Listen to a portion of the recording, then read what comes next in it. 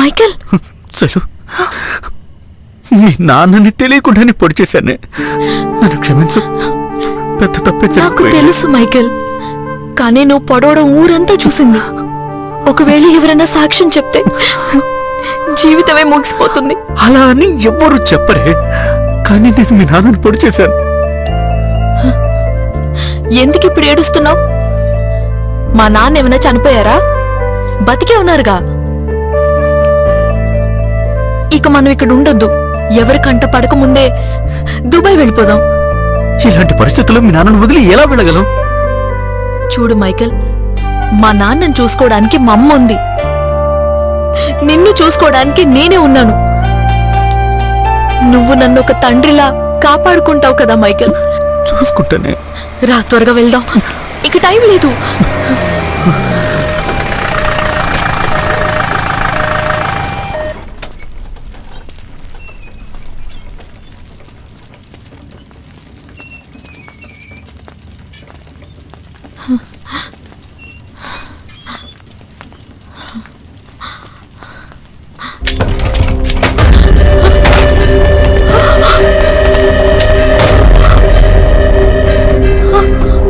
దొరికిపోయావురా Madurai.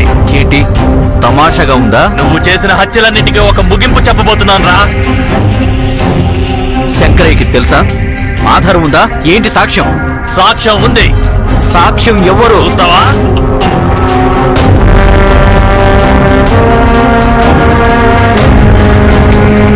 Jug హత్య, judge హత్య, ఇలా 18 హత్యలు కన్ఫర్మ్ గా ఉరి శిక్షగా.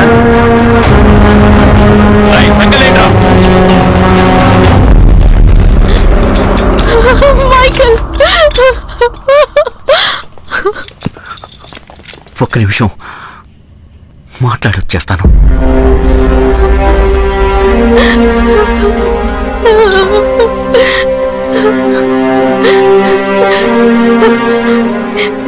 నేను నిన్ను వెళ్ళను.